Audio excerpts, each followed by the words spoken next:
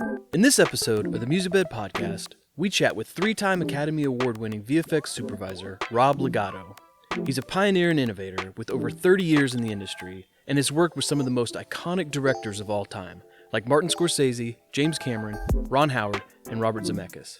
And that's something I discovered in my career a long time ago, is that if you feel something, it transmutes into the film. If you feel nothing, it comes out to be nothing. It might be technically good, but it has no staying power because there's nothing of you, there's no emotion, no point of view that is in there because you didn't have one when you did it. This podcast is a production of Musicbed, the standard in music licensing for film, TV, and advertising. To create your free account today, go to musicbed.com. We are sitting here with Rob Legato. Appreciate you hooking us up with the ASC Clubhouse. Thank you. It feels, I'm sure, on camera a little bit like the Oval Office of the ASC, but I mean the history in this place is crazy. Well, it's an honor to be a member, and it's also an honor to be able to shoot in here. Yeah. It's a hallowed ground here. When did you become an ASC member? God, I don't remember. I think it was right after a Hugo. I think it was. Okay, because you did second unit stuff on Hugo, right? Yes. Yeah, I did second unit pretty much on almost every movie I've worked on. That's crazy. Correct me if I'm wrong. This is gonna make my day if it's true. But did you kind of, in terms of visual effects, did you kind of start on Twilight Zone?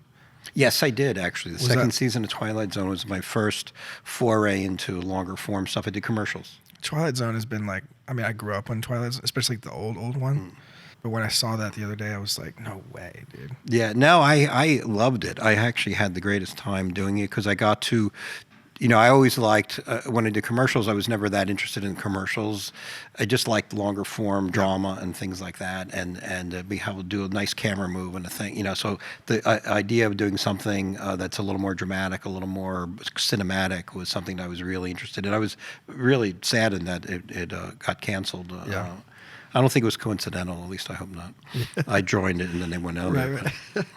I'm curious what you would say is like the biggest difference from what you do now versus what you did back then. Well, it's certainly no more. But the impulse is the same, the desire is the same, the interest is the same. So I don't know that I do anything differently, but over the years you develop, craft and taste, and some things that you thought were more interesting back then are a little more commonplace now. So and you're always trying to invent something new. I mean, my belief system is always that you go to the movies to see something you haven't seen before. Yeah. And it doesn't have to be some grand visual, it just has to be a way of treating some piece of drama in a way that makes it why you're making that movie as opposed to the other movies that feature that kind of work. So you're always looking for, how do I tell this story in a more unique way? For people who are very new to filmmaking, could you break down exactly sort of what your role as a visual effects supervisor would mean, from the ground up?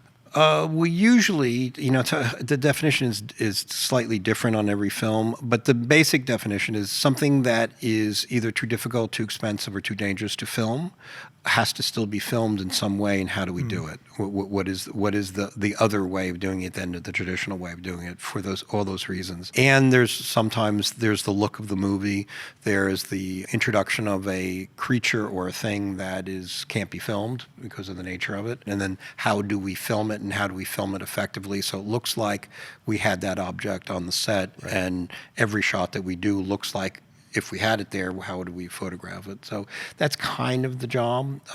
Sometimes it's interpretive if it's building a world or something else where, because there's not really a foot in reality to hang your hat on, you have to develop with previs or other things to build and create this world that everybody has to agree is the world that we want to live in. I would love to just I know this is probably going to piss you off a little bit, but just read off your Go ahead, piss me off, it's all right. Because that's kind of another question is how do you sort of continue to be on these, it's not just good movies or great movies, they're iconic movies, Apollo 13, Titanic, Armageddon, Castaway. I mean, The Aviator, they're just so iconic in the zeitgeist of. Well, that's a hard one because I think, it's a lot of luck that's involved. Yeah. I mean, I always use the term that I didn't pick the movie picked me. Yeah. It's like I didn't go out and lobby for Apollo 13 or lobby for Interview with the Vampire, which was my first movie, or lobby for Titanic even. Right. I mean, I didn't, it came to me, and it was my choice to say yes or no. When I was approached about Apollo 13, I did Star Trek, and I was tired of space and stars and ships, and it's like, it wasn't as interesting to me as a film, as something else that would be, a little more what I hope to do differently than I've done before. And then, I started to get into it, and then the project kept getting better and better and better and more interesting. And then once I got it, it's like now I have to make this unique. I have to make this good. I have to turn this into something where I can't let down the enormity of the project and what it's trying to replicate. So you could even tell in the ramp up to it, like Ron Howard, like these people joining, that it was going to be something special. Well, at first it wasn't. At first it was like, well, okay, it's and I didn't really want to do a kind of a super reverent version of it that didn't have any meat to it, and sort of human frailty and coincidence and luck that as opposed to we're all great human beings. And then I think John Sayles wrote a draft of the script, and the script just went like, wow, that got interesting. And then Tom Hanks was on board, and it was like, and he just came off of Philadelphia and I think Forrest Gump, so he was at the height of his career, and it started to change. And then I started to look at it differently. As soon as you go to Cape Canaveral and we're allowed to see all this stuff because we bought it. We own it as taxpayers. We own it, so it's like carte blanche. As if it's like here. That's funny. I would have never. I didn't think that either, and so you get moved by the enormity of what happened. And I remember obviously heard about it, and then seeing it when we landed on the moon and all that stuff, and how it felt to the world. And I think everybody gets infused by that. So now, it's almost impossible not to make a great film if you're moved by something. And that's something I discovered in my career a long time ago, is that if you feel something, it transmutes into the film. If you feel nothing, it becomes out to be nothing. It might be technically good, but it has no staying power because there's nothing of you, there's no emotion, no point of view that is in there because you didn't have one when you did it. But when you do, all of a sudden it comes out. So, that may be a contribution to the film, is that when you feel something. Titanic was another example. It's like you cannot not be moved by looking at the footage of the Titanic underwater. It's impossible. I mean, it's certainly impossible for me. Titanic specifically, I mean, James Cameron has always been sort of on the forefront of massive movies, especially now. I know you have like an uncredited something on Avatar. Well, it's not uncredited, not on this one. On the first one, is I actually, after I did Aviator, I had to do I'll try to give this a short story. I had to do a plane crash for Martin Scorsese. Talk about a movie that was one of those things that had a great relationship and all that stuff. Certainly with Marty, I did, and so I didn't want to blow it. I've never done a plane crash before. And so I had to come up with a way that I could learn on the job without anybody seeing me learn on the job. So it became, had a guy create a CG animation, and then I would photograph it using pan and tilt wheels because I can operate.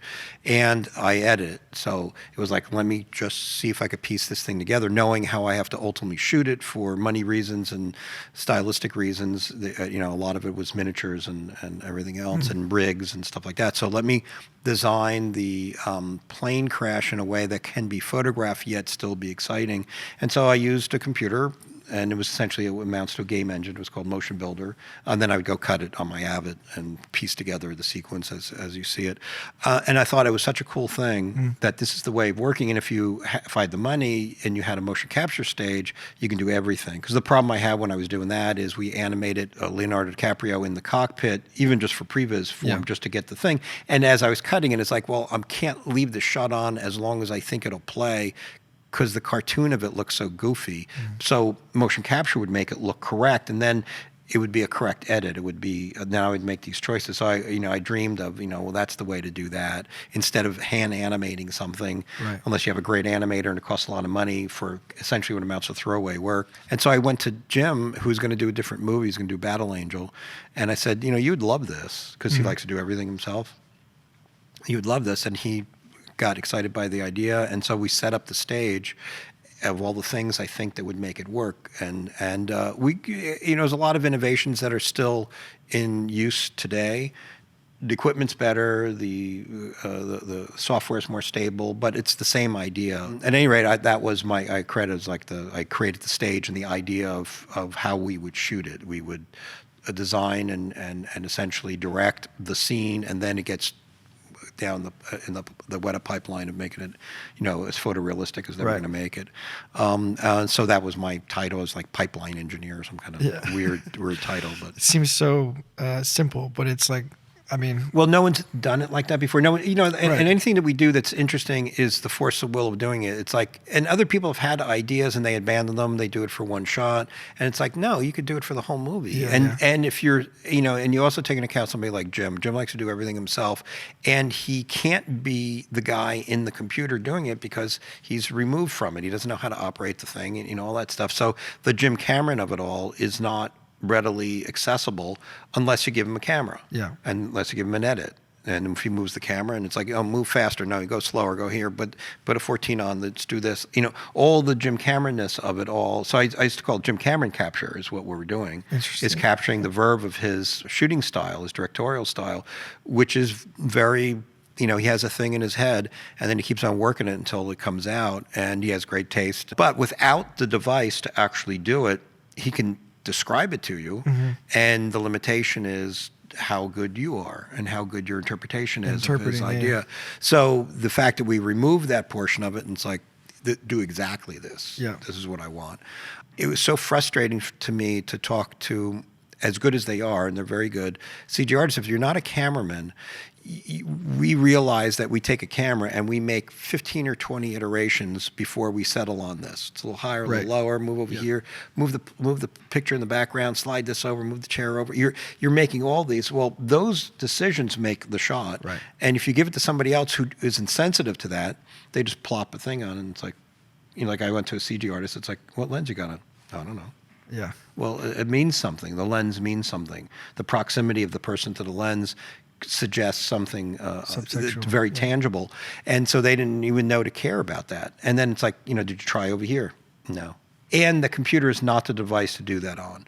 It's not real time. So, I needed to come up with something that was real time. And that's what I came up with when you do motion capture.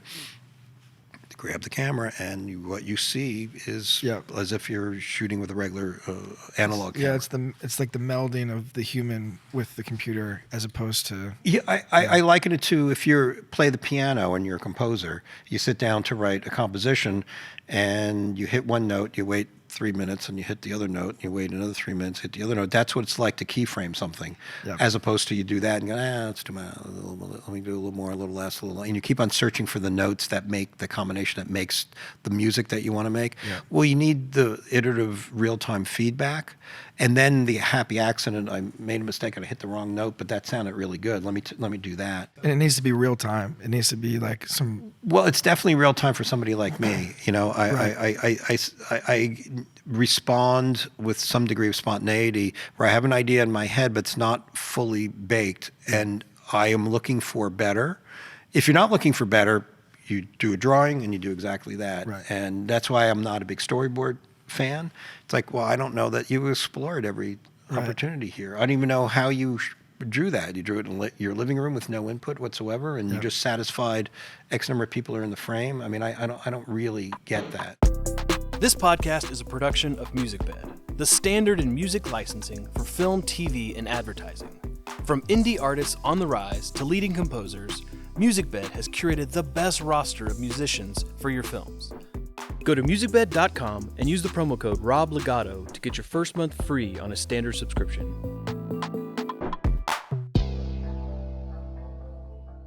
I've been doing something recently I want to get your opinion on for pre-production, because I hate storyboards too.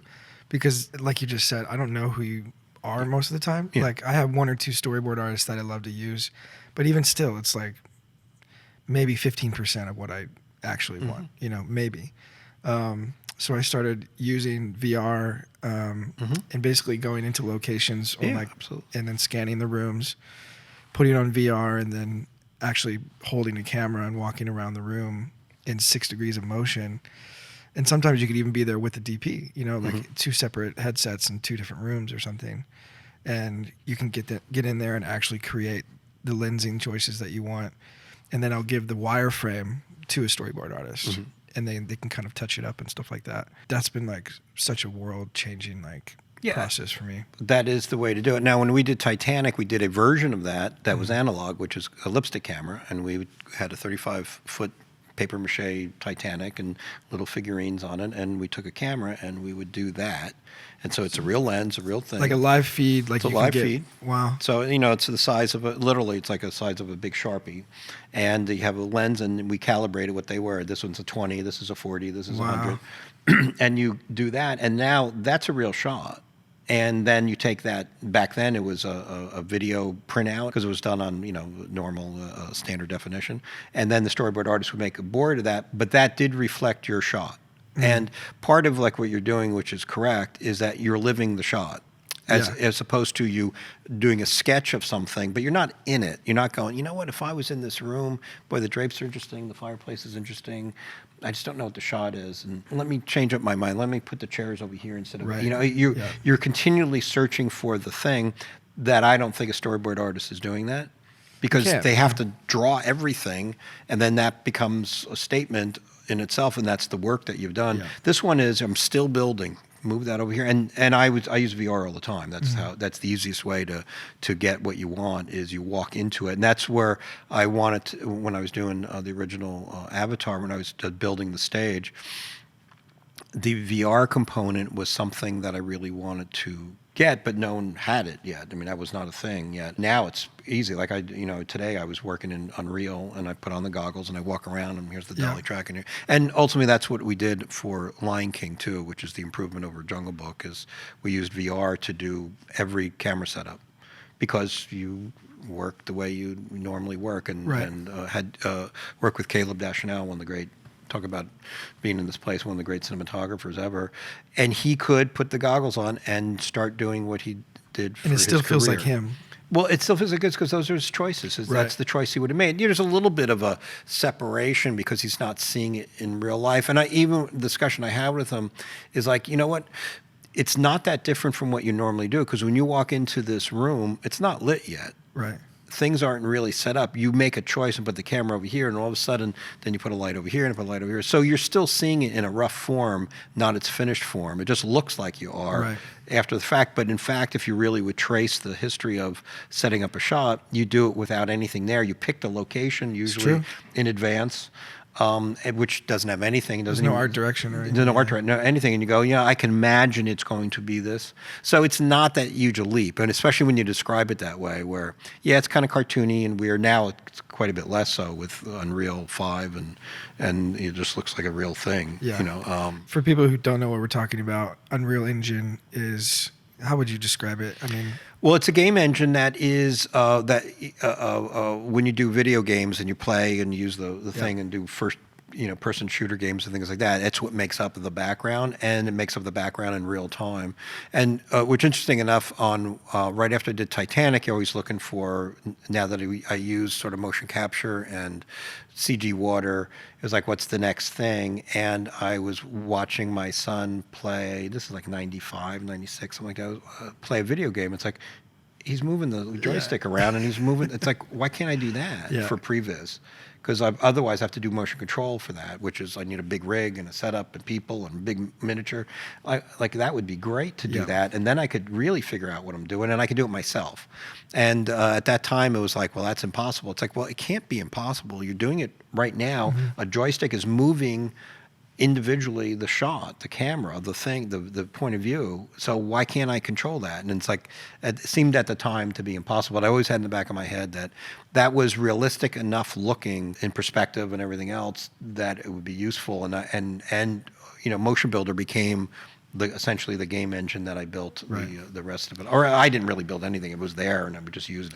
Do you have any intuition about how AI is going to sort of change your world? Well, it's new enough and far enough along at the same time that you know it's going to have an impact. And as with anything, it's sort of like when the zoom lens came in, everything was a zoom lens. Yeah. And then it starts to settle back into like color. When color came in, it was, big, broad, huge, bright strokes of Right. color. And then it became muted and more tastefully done. And eventually, so I think AI is going to be that, where people are going to go, oh my God, it wrote my story for me. It's like, yeah, but after a while, that story has no soul to it. Right. And what I've learned in the arts if you feel something, don't know exactly how or why it happens, and don't even question it, it just melts into the project. And if you feel nothing, it tends to leave you kind of like an artificial sweetener aftertaste. Yeah, it's sweet, but then something's just not right.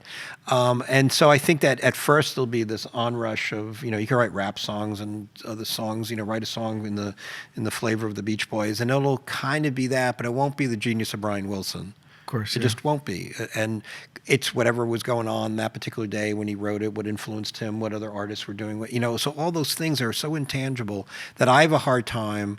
I'm usually positive about a lot of things, but I have sort of negativity about that. Like everybody wants to know, well, then we don't need actors. It's like, no, you need an actor, because you have to interpret the part of Right. when you would say this, how you would say it, how much you would pause. You make it your own, make it into something that reflects something that happened in your life. That somebody has to do that. Right. And a machine can't necessarily do that because it has no feeling of being tired or angry or jealous. You don't feel like it's going to speed up any kind of process of? Oh yeah, it's going to a lot of things that we do that we struggle with, including animation. Yeah. When you do machine learning of how something moves, I want you to sit in the chair that's interesting. appropriately. It'll study from real life, all the various ways it does it, and then it'll feel pretty natural, and that is what you need. Instead of you animating someone sitting down, for an engine to just watch people sitting down and then learn how to animate that themselves is like, it saved 2 days there. You know? 2 days, and you believe it, you buy it, and you move on. And now we could spend more time on the story, on the idea, on the because it takes so long to get that that you sometimes have to live with. This was the hard part about when I grew up doing this. It would take so long to get to that point. There's almost no turning back. It's like you sort of have to go with it, because to undo it and start from zero again is you just don't have the time to do it. I have this image in my head of you being like a kid, sort of doing like clay animation stuff. Is that no? No, I couldn't do any of that stuff. What was like the very beginning? In fact, I didn't like any of that stuff. It's just like everybody who sort of does what I do, they're all like Ray Harryhausen fans and all this stuff. And I was the opposite. I was the kid going, it looks like shit. I don't believe any of that. The fighting skeletons, it looks like goofy as shit. I don't know what that, and Godzilla, my friend, took me, he goes, you got to see Godzilla. It's like, I don't want to see Godzilla. Why would I want to see Godzilla?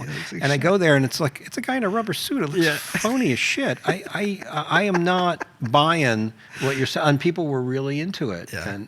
And especially science fiction back then. I'm not a science fiction fan anyway, but the science fiction stuff was like, I don't believe any of what I'm seeing. So it doesn't capture my imagination. And so the idea that I even do this for a living, and everybody talked to, oh, well, of course you were inspired by Ray Harryhausen. It's like, and Martin Scorsese even asked me that, so you must have liked that. It's like, no, I hate that stuff. It makes so much sense looking at all your work too, because there's really none of your work that I feel like you're always trying to strive for the most reality of a moment. It needs to be able to immerse you more instead of take you out of it. Well, my thing has always been, because I love the filmmaking process more than I love the visual effects process. So I want it to not be obvious. And there's a psychological thing to when you see things that are not real, that if you could control everything, why would you do that? Right. And you could make it perfect. Why would you not make it perfect? Well, not making it perfect makes it feel like it was there, and you just shot it, and you didn't even care that much about it. It was like, yeah, let me get a quick cutaway of you doing this with the lamp behind you, and I'll shoot. And as opposed to now, it's an effect, and we're like, move them a little 2 inches to the right. No, move it here and change. You would perfect this moment that you would never perfect because it wasn't important enough to perfect. Yeah. It was important to tell the story. But it doesn't want to draw that much attention to it. And usually I would see an effect would draw attention to itself and invite criticism. Right. Invite the unbelievability of it. It's like something's wrong with it. Another story on Apollo 13, one of the producers said, well, we can film all this outer space stuff before we shoot. I said, no, I'm not going to do it. I said, well, why not? It's easy. I said, because I don't know what the film is, so I don't know how it fits into the movie. I don't know the style of the film. I'm not going to shoot these kind of 2001 shots because that's your inspiration, is what you've seen before, with no sense of why would I shoot it this way compared to that way based on the emotion of the moment. And they were like, what? What are you talking about? And it's like, and sure enough, when I did it, I watched the movie and I did it to music because I scored in my head and then physically the moment that this heroic thing was supposed to take place, and it changed and altered the shot I would do. It just automatically said, not here, there. And I sent it over to Ron Howard, one of the shots, which was sandwiched in between this live action piece, and they saw it on its own, and said, well, I don't even get this shot. It doesn't look like anything. I said, you have to cut it in, because it feels like the outgoing motion and feels like the incoming motion, and it fits into that piece, but it doesn't live on its own. And it was like, all right. And so they cut it in and went, yeah, it works. Yeah. Because it was meant to work in that piece only, because that's the shot you would have come up with if you could control everything. And it's like, just the nature of not controlling it was a choice that you shouldn't make, and just making the choice and say, I'm not going to do that, I'm going to do it this way, made it that much better. And that's kind of what my, if one were to condense my career, is always going for the cinema of the moment, not the effect of the moment, and do everything, in my particular case, do not draw attention to it. Make the story work, make it have a reason for its being. You don't want to cut to anything unless it does something to wow you and go, wow, a cool shot. It's like you're out of the movie. Now all of a sudden I'm seeing something else and I'm reacting to something else than the emotion of the moment. When I do second unit too, it's like, it needs to look like Martin Scorsese directed it and Bob Richardson shot it for my work to fit into that movie. And the more I can do that, the more no one knows that I was even present doing it. And that meant that there was not another mindset that was present doing it. And it feels like the film. And that to me is the greater success than people going, great shot you did. Right. In fact, I get my own little joy out of somebody when they're reviewing somebody else's work saying, I love the shot that this guy did. It was really great. And I was like, yeah, I did that. Yeah. So I wonder if there's one shot like that you can remember that people wouldn't know it was you. People wouldn't recognize that it was even shot somewhere else. Is there one shot that you can I've done a lot, good or bad. So it's hard for me to pin down. It's like one that sticks with you. One that's one I think that probably still resonates, and I did a TED Talk on it, or included, is when I did the Titanic and I did the underwater photography to look like Jim Cameron's underwater photography. He had two mirror subs. One was photographing the other mirror sub and the Titanic. And if you saw two mirror subs, then I had to do it because there's not three mirror subs. And then I got the look of the underwater. It was shot with an 18-foot replica of the underwater wreck, hanging upside down, 2 dollies for the mirror subs. 18 feet. Yeah, that's 18 feet. That's massive. For a miniature. Oh yeah, I mean then that's a small miniature compared to we had versions that were 80 feet long, Wow. Chunks of it. So it's completely phony. I mean it's literally a thing hanging upside down, shot in a garage in smoke with two subs that you see the sticks that are holding them up, and they had to be painted out. And we had to do repeat passes where we didn't have those things, so it could be painted out successfully. And I lit it in such a way that I took advantage of what film and pre-flashing film does to match the light attenuation of underwater lights, and we added particulate, and when you put them together, you can't necessarily tell directly what's a Jim Cameron shot of the real thing and what's my shot. If you do the job well enough, it transcends how it was done and just becomes, now do I like it? Does it affect me in some way? Does it tell me a story? I did another one that I loved doing because it was so much fun to do was in Aviator. I shot an in-camera, what would be considered a hanging miniature of the Hercules that was flying. It was a newsreel cameraman. We're in a boat, and I had the RC plane that was about 25-foot wingspan. So compared to the Spruce Goose, which is enormous, it was 300-foot wingspan. This was 25 feet. And to get the illusion of a hanging miniature is that even if I put it here, you can't look like it's here. It has to look like it's out there. So to make the cameraman look like he's photographing something there. And he was also fearful because the RC plane is like 6 or 7 inches away from him. But in the shot, it looks real. It looks like it kind of is what I said. And it's seamless because it's shot in camera. So there's no matte lines. There's no sense of artificial lighting or anything else. It's 100% real. And you pulled off this kind of magic trick, this in-camera illusion, which are very satisfying to do, by the way. Do you feel like you still have sort of imposter syndrome sometimes? Oh, what?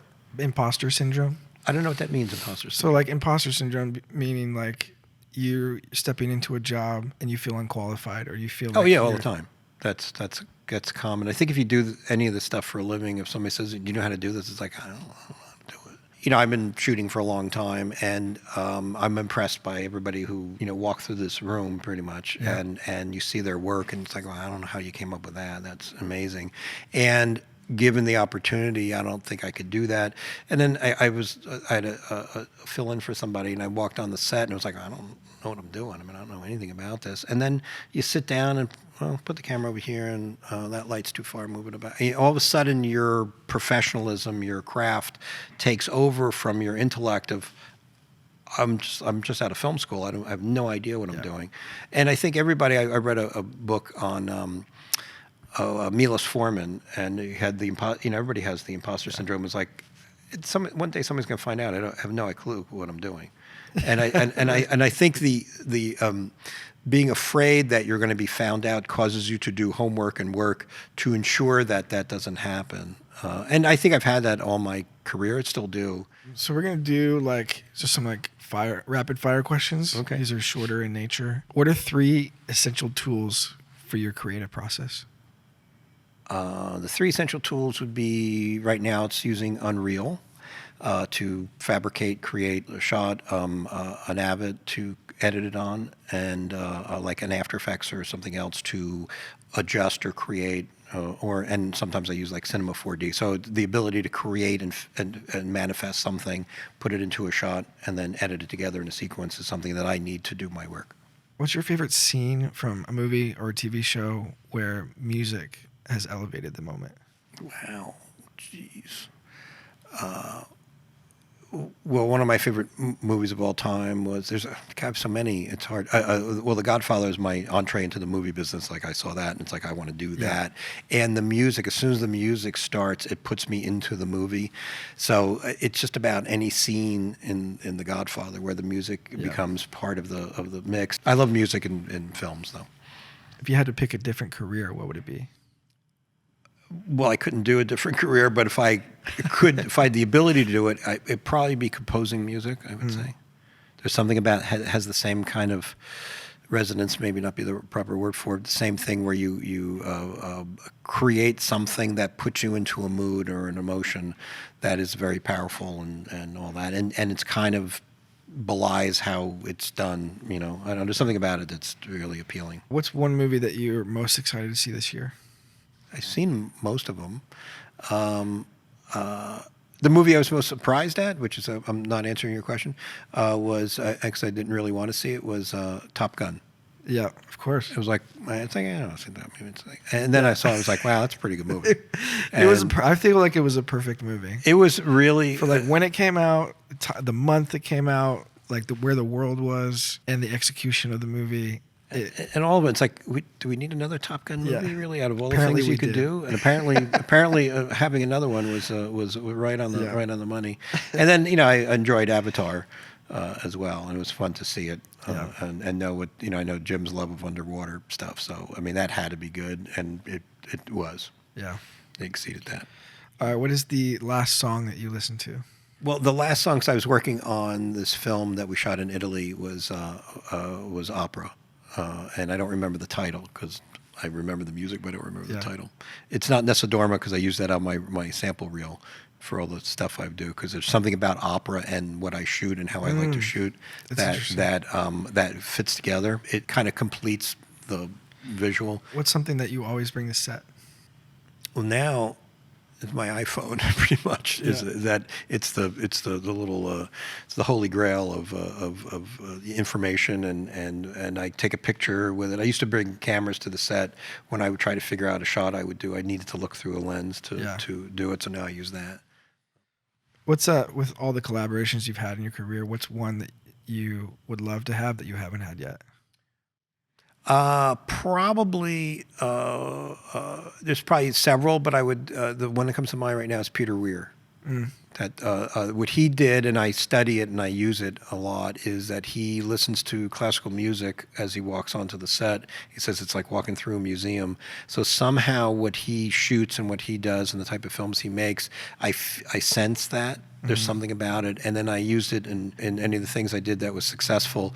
Music became a huge portion of getting me in the mood to see things differently, and Marty does that a lot too. Marty will pre-select the music that he's going to shoot the scene and put it against, and I'm sure it affects him and the way the films come out, and it certainly affected me. I mean, I did that with Apollo, the launch sequence in Apollo 13. I picked out heroic music from movies, and I shot it to that music. And then when I stripped it out and gave it to Ron Howard, they kept the scene intact, and Jamie Horner scored it knowing the melody or the rhythm that was built into the edit, which was built into the sub-edit, which is the shot itself, the beginning, middle, and end. And so he was able to embellish and make something that fits so perfectly with that. So it was something that's like, well, there's the trick. I mean, there's that's the thing to do to give it that extra bit of life. So crazy how music can do that to you.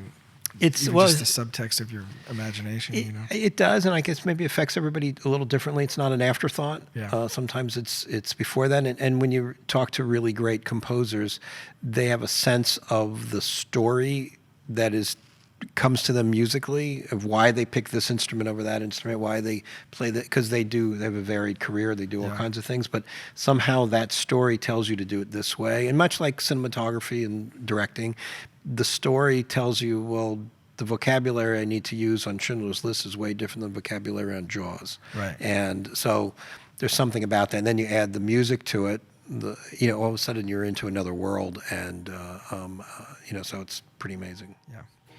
Well, Rob, I really appreciate you. I feel honored to speak with you. Thanks for coming and you shouldn't doing feel the honored, show. but good. No, I genuinely feel. I mean, whether I knew it or not, I've been affected by your films and the projects that you've been a part of. So this has been a kind of a dream of mine. So I appreciate you talking with us. Oh, you're welcome. My pleasure. This podcast is a production of Musicbed, the standard of music licensing for film, TV, and advertising. If you enjoyed this episode, share it with another filmmaker you know, and subscribe to be notified for the next episodes.